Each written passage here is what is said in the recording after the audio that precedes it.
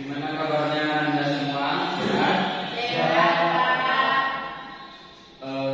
Baiklah, sebelum kita lanjut untuk pembelajaran pada siang hari ini, Bapak meminta kita awali seperti biasa untuk kita berdoa terlebih dahulu. Silakan pada ketua untuk memulai doa bersama. Fajrul Pak, Silakan. ketua kami berdoa mulai.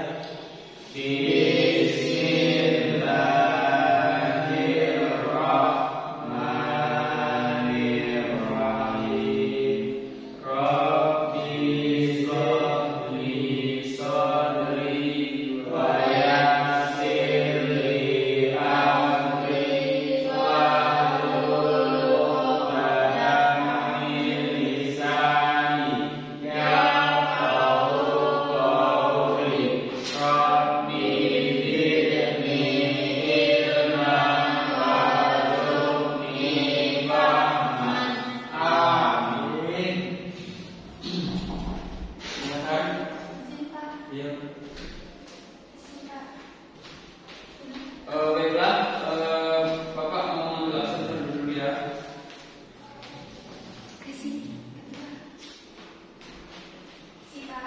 Iya. Tutup pintunya aja. Ricky, Hadir Pak. Fajrul, Hadir Pak. Umar, Sakit Pak. Ian, Hadir Pak. Rizkia, Ya. Dea.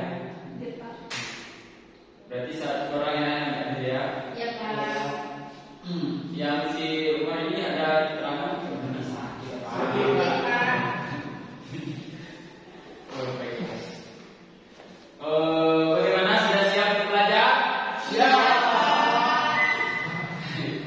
Bapak mau sebelum kita buka ya, sebelum Bapak buka pelajaran, karena pelajaran materi ini sangat berat. Jadi Bapak mau berikan semangat dulu ya. Kita sprinting dulu supaya nanti pas pelajaran Bapak tidak mau ada yang ngantuk. Paham? Jadi caranya itu kalau Bapak bilang semangat pagi, jawabannya semangat pagi luar biasa, tetap semangat. Allah Akbar. Paham? Bapak mau tidak ada yang sebenarnya ditantang, keluarkan ya. Semangat pagi luar biasa, tetap semangat. Allah Akbar. Ya, semangat. Silakan. Oke, baiklah. Selanjutnya ini adalah materi kita yang pertama. Jadi kita tidak ada untuk menguatkan materi sebelumnya, karena ini adalah materi yang pertama. Jadi Terima kasih. kita oke.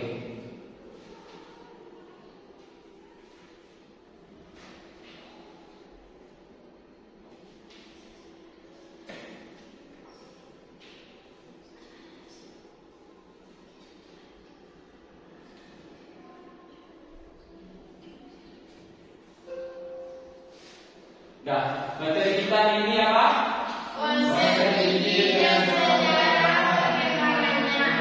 Nah, menurut Anda semua, ketika melihat materi kita itu tentang konsep fikih, Ananda apa yang terbaik untuk kalau melihat atau memahami tentang konsep fikih?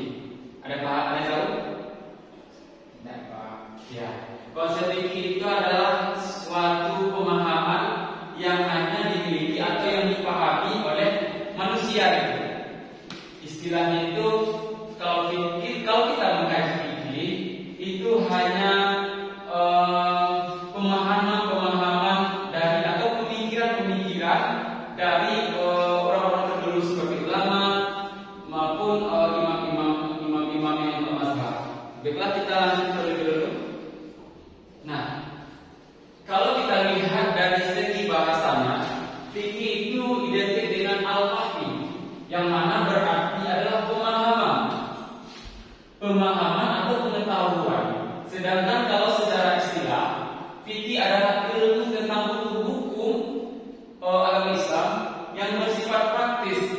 yang diperoleh dari dalil-dalil yang terperinci. Maksudnya di sini kalau kita mengkaji fikih itu tidak akan pernah selesai. Karena apa? Karena di setiap zaman itu akan selalu ada bermunculan ilmu-ilmuwan yang baru atau ide-ide atau fatwa atau pemikiran-pemikiran terbaru sesuai dengan kebutuhan zamannya. Sampai di sini masih boleh? Masih? Masih, Pak. Masih fokus kan? Nah, lanjut. Nah, itu. Fikih adalah pengetahuan kita terhadap hukum yang dalam itu menggunakan akal kita sendiri atau pemahaman manusia itu sendiri. Contohnya kan kita Bapak berikan mengenai batalkah wudhu seorang ketika bersentuhan yang bukan mahramnya. Nah, di sini Bapak mau bertanya, kalau menurut Anda, apakah batal wudhu seseorang yang bersentuhan dengan jenis? Batal. Kenapa Anda bisa mengatakan wudhu itu batal wudhunya? Ada yang bisa menjawab? Dalam Ramadan. Tunjukkan. Ayo, Kak Jarud. Karena udah Ramadan. Ya, betul. Itu salah satunya. Namun kalau kita mengkaji fikih, kan tadi Bapak bilang, kalau kita mengkaji fikih itu tidak akan pernah selesai. Permasalahan atau istilahnya masalah-masalah yang terjadi di zaman itu tidak akan pernah selesai. Kenapa? Karena tadi fikih itu adalah artinya dan al-fahmi atau pemahaman seseorang terhadap syariat atau Islam yang tidak ada dibahas oleh Al-Quran dan hadis. Nah, kita contohkan. Contohnya itu mengenai batalkah wudhu seseorang ketika bersentuhan yang bukan mahramnya. Jadi Bapak kita kasih lihat dulu. Nah, kita lihat dari Imam Syafi'i.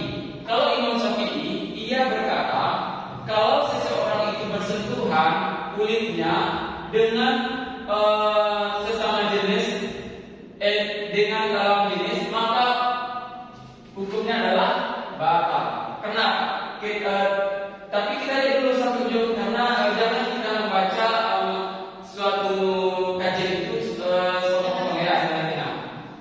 Imam Syafi'i berpendapat bahwa bersentuhan kulit antara laki-laki dan perempuan dalam keadaan berwudu atau bersuci dapat membatalkan wudu kecuali. Nah, di sini ini sangat berpengaruh sekali. Kecuali jika ada penghalang yang mencegah langsung kotak kulit antara keduanya. Maksudnya di sini contohnya Rizkia sedang bersuci dan Fajrul sedang bersuci juga sedang berwudu. Maka apabila bersentuhan kulit dengan kulit, maka hukumnya batal. Kalau sekiranya tidak Rizkia bersentuhan atau memegang pundak Fajrul, apakah itu batal? Tidak. Kenapa?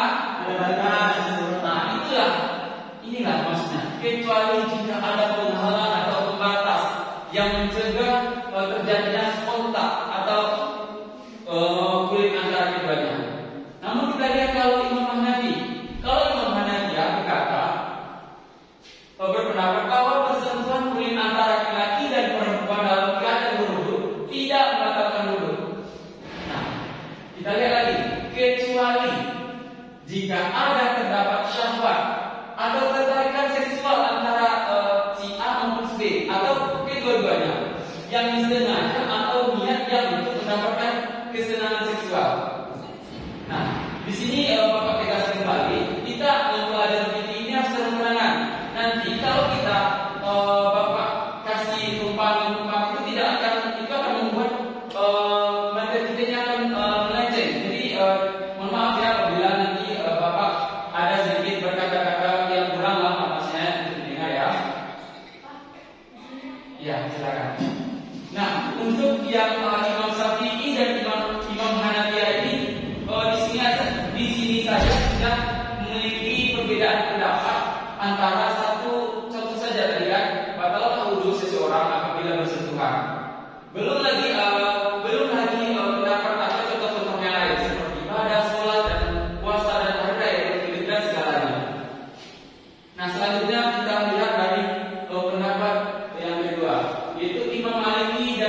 kembali. Kalau Imam Maliki juga berpendapat sama dengan Imam Abu Hanifah tadi. Dan kembali ini sama-sama. Yang intinya adalah asalkan tidak disertai dengan niat atau perbuatan yang berniat menimbulkan syahwat atau ketarikan antara keduanya. Apabila kita mengkaji ilmu fikih ini tidak akan selesai-selesai. Kenapa? Ini adalah pemahaman, bukan Al-Quran atau hadis sendiri yang mengatakan apa batalkan wudu atau seseorang itu laki-laki atau perempuan. Quran atau hadis hanya menjelaskan secara umum gambar besar.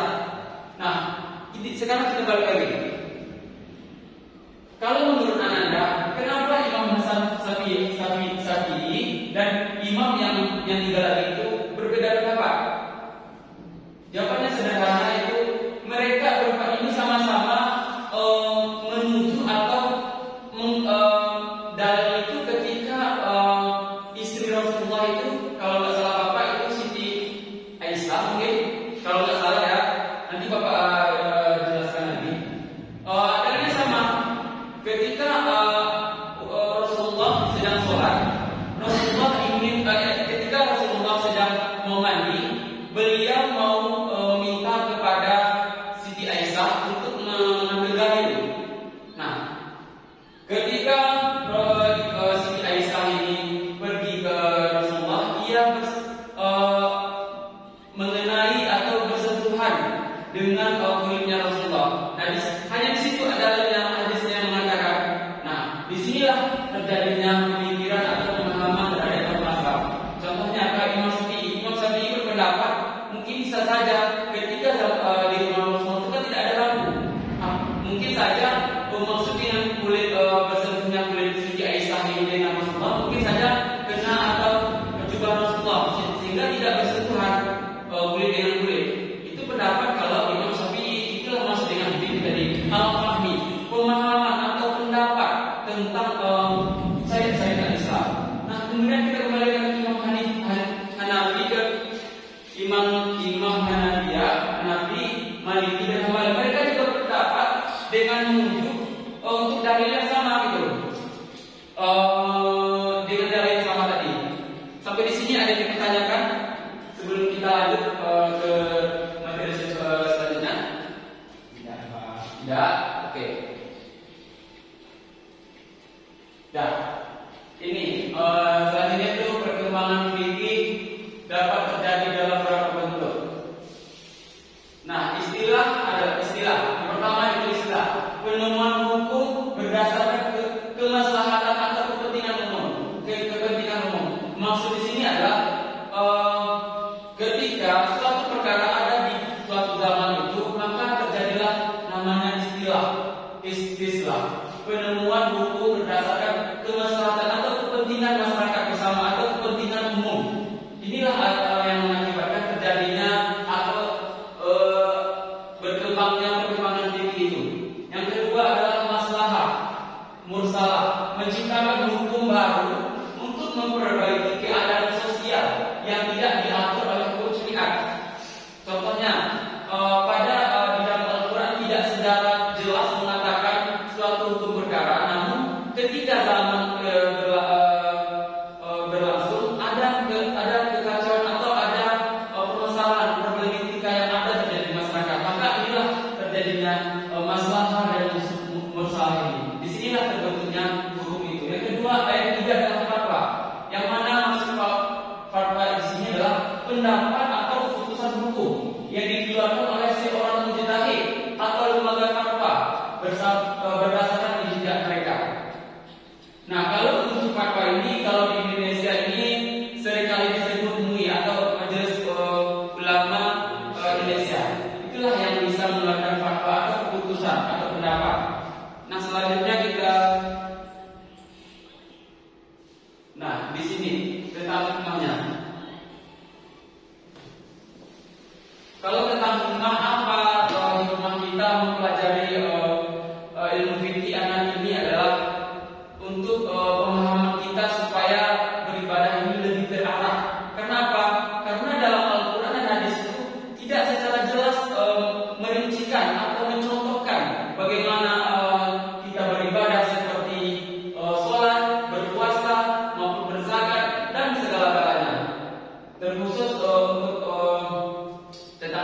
masuk ya. Nah, kalau untuk kita katakan pendapat hikmah tadi ini banyak yang bisa kita petik di sini itu. Baiklah, sebelum Bapak tutup, Anda semua ada yang ditanyakan atau masih ragu-ragu, disilakan terkait fikih ini tadi. Tidak. Baiklah, untuk selanjutnya, untuk pertemuan berikutnya Bapak meminta kepada Anda semuanya membuat tugas identitas seperti biasa di semester sebelumnya, yaitu